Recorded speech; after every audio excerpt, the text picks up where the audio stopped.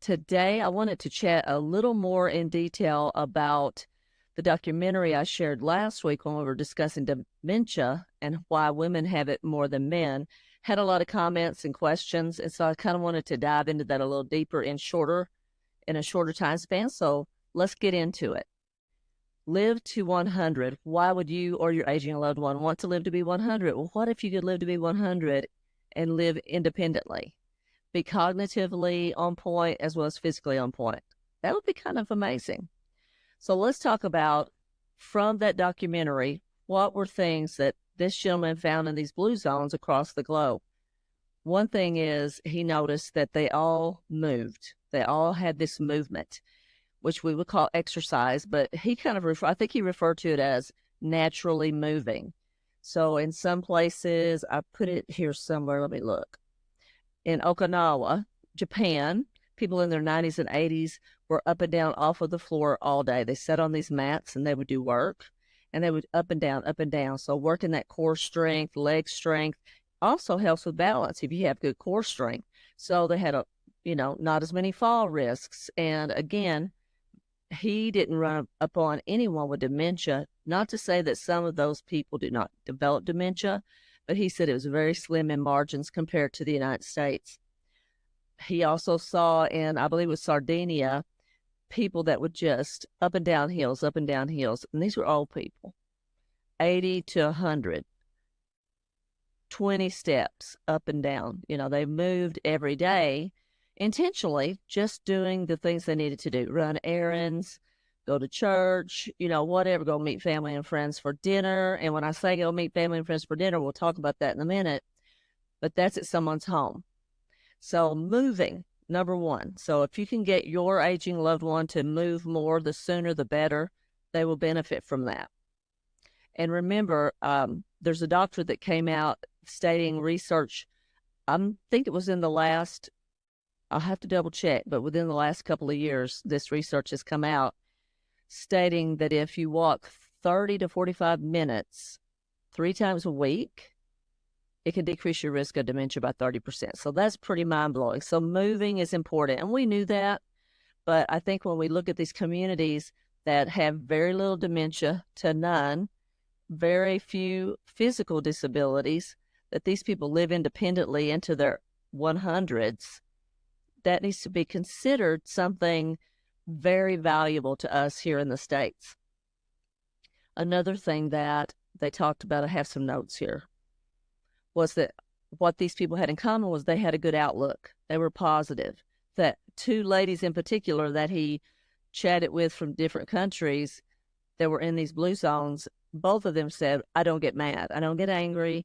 I find joy in the day, and I laugh, and we have a good time. So think about that purpose, having a good outlook. And he said that was consistent. And if you watch the documentary, you'll see that they're all laughing, and they're having meals with their family and friends. They're dancing, they're playing games. They're doing things that I remember we did when I was a kid in the 70s and 80s, going to my granny's.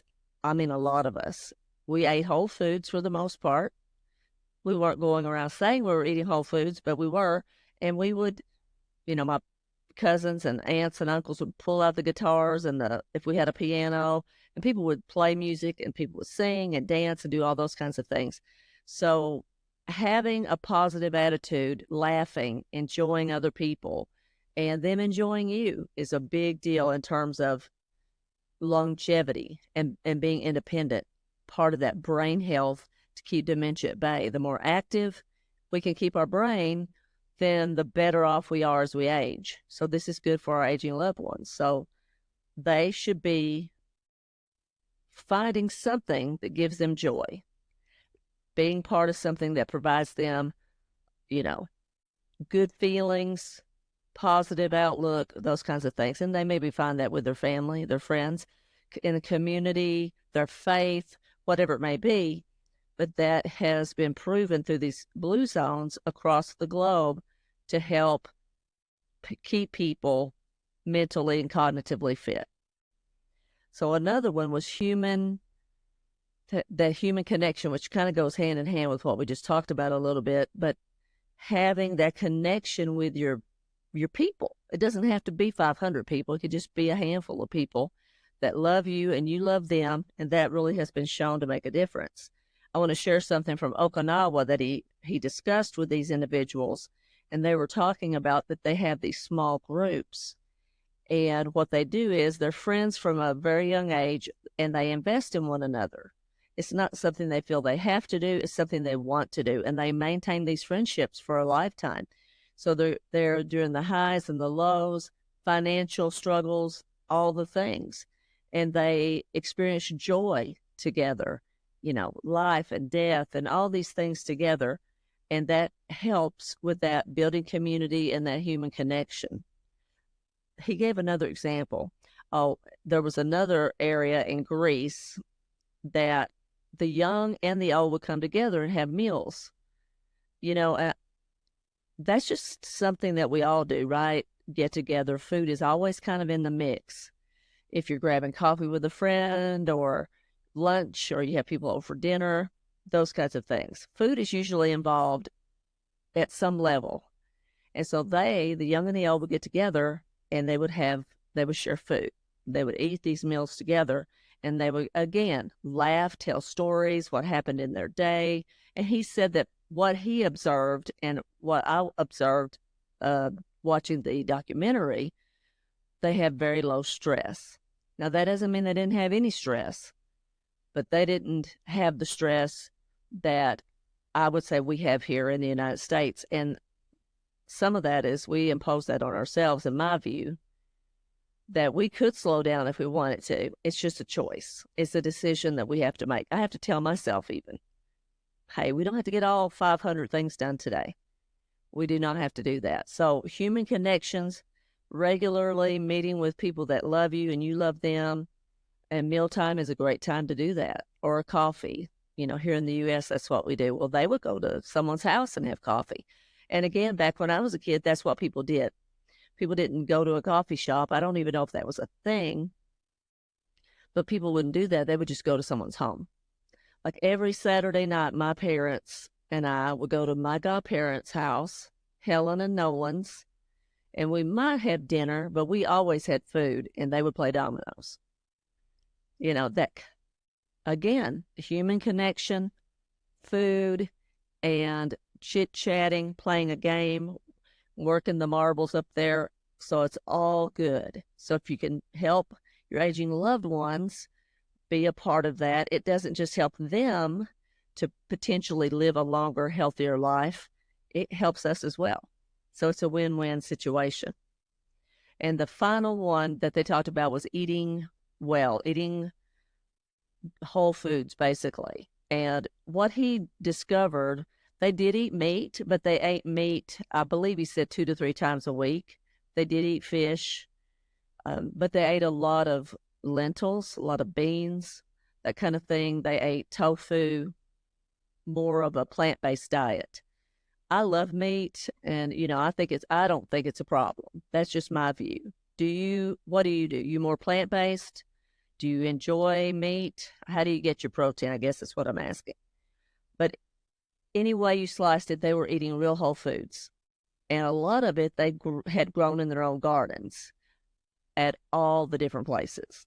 And especially in, I believe it was Greece, that he was with a family, and they produce their own wine. And I guess that's a thing. They make their own wine, so there's less pesticides, it's less processed, it's more of a natural type of wine.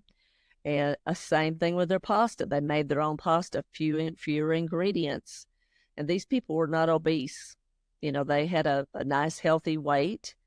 And if you think about the things that they did, they just ate whole foods, ate healthy.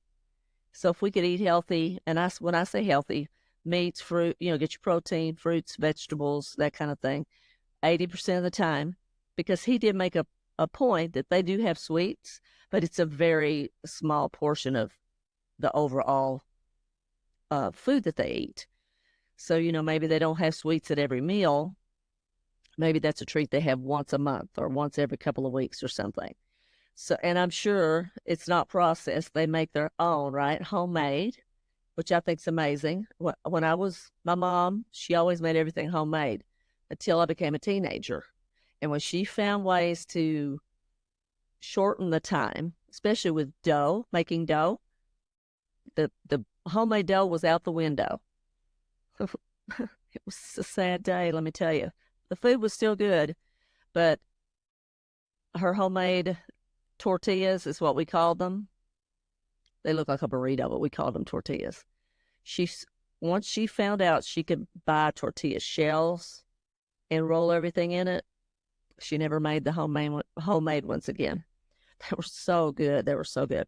Let me know, do you and your family still make things homemade, or do you buy a lot of things from the grocery store? And I get it, again, we live in a very fast-paced world, but if we could just make a few shifts, 5 days out of the week even, I think would probably, according to research, it's not what I think, according to this documentary, across the globe, we would see benefits cognitively and physically.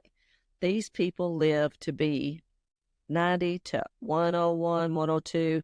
There was a gentleman that was riding a horse, bringing in the animals, corralling them in 102. I believe he was 102. He was 101 or 102. He was old.